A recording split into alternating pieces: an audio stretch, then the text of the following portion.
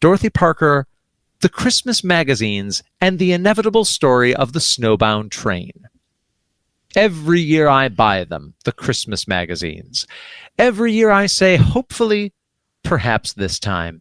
And every year I say wearily, never again.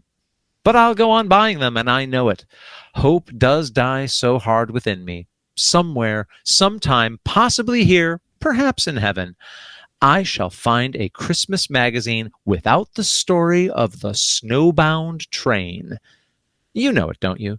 The lonely old millionaire who snorts at the mere mention of Christmas, and on the same train, the little golden-haired child who is going to spend Christmas out at Grandma's in the country.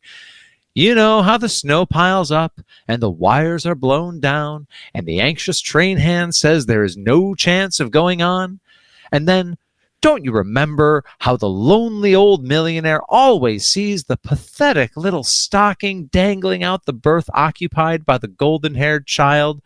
So the LOM, who has perhaps made his millions as a conjurer, immediately produces an elaborately decorated Christmas tree and a seething mass of toys. Maybe it isn't conjury, though. Perhaps all millionaires can do it. I don't know any regular millionaires, you see. I knew a man once who was supposed to be a millionaire, and he couldn't even do card tricks, but then the reports of his income were probably exaggerated. According to the writers of Snowbound train stories, this feat of producing Christmas trees from thin air is a very common one among millionaires. It seems to be a trait they share with actresses, for the Snowbound train story sometimes has an actress in it instead of a lonely old millionaire, though he is first choice, I suppose, on account of the child's future. If it's an actress, she is always a self-made blonde, a member of a traveling burlesque troupe, and she unfailingly has a little golden-haired child of her own hidden away in the West. Sometimes, to make it harder, she has two little gold-haired children, but the story goes just the same. Stocking, trees, toys, etc., etc. That's the story. If they have ever published a Christmas number of any magazine without it, it must have been before I was born. Words are powerless to convey the loathing which I have for that story. It ruins the holidays for me. I buy hordes of magazines in the hope of finding one, just one, without it. But there it always is.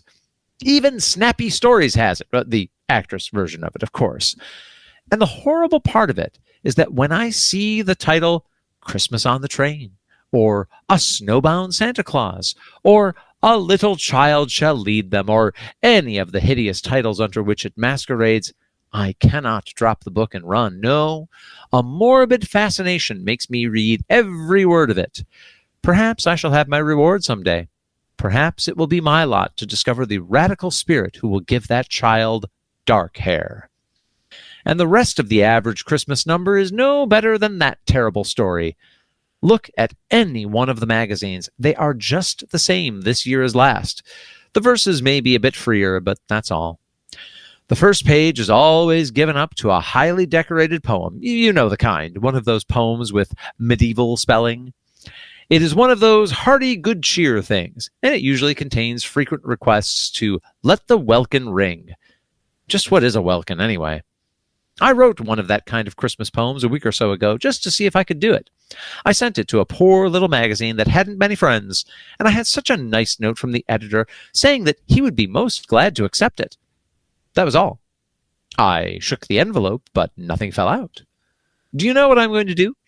I shall give him one more week, and then I shall write to him and tell him that he is under a misapprehension. My contribution was not meant to be free verse. Then come the stories. The one about the burglar whom the child thinks is Santa Claus. You know that one, don't you? Then the strong red corpuscled one about the half-breed's Christmas. And the misery story that starts, she counted them again. 7 cents. 7 worn, thin, sweat-stained pennies, and tomorrow would be Christmas. And the sweet, sweet, sweet little tale of Christmas in the old South, and the one about the erring wife who comes back to her husband, or the erring husband who comes back to his wife. It depends on whether a man or woman writes it, just as the Christmas chimes ring out on the old village clock. Then there are the Christmas in the Trenches articles, and the masterpiece in Harper's, which is always called Christmas in Many Lands. Then there's the double-page spread about how certain actresses spend their Christmas at home. There they all are, the vampire lady, the heroine of the glad play, the musical comedy star, and all the rest of them, photographed at home, exclusively for every magazine on the newsstands. One gathers from the photographs that these ladies carry their art into their home and holiday life. The vampire lady, for instance, wears one of those home-wrecking gowns, drapes herself over an evil-looking divan, and spends a Merry Christmas leaning on her elbows and looking at a skull. The heroine of the glad play is perched girlishly in the middle of her dining room table, hugging a teddy bear and smiling sunnily, for it is Christmas, and a blizzard is raging, and all the trains are tied up, and thousands of people are freezing and starving to death, and she is glad, glad, glad. And the musical comedy stars photographed in pink silk pajamas. The picture isn't colored, of course, but you just know they're pink. She is on her way to enter her holly-wreathed bathtub, but she has paused for a moment to gloat over the brimming stocking which hangs by the fireplace, though goodness only knows why a filled stocking should be any treat to her. Then the pages and pages of what to give. Oh, how I skip those pages.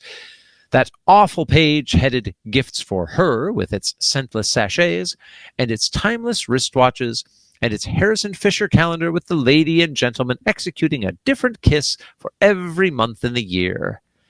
And then there is always that page of jokes. Christmas jests, they are called, instead of the usual sense and nonsense, or verse and worse.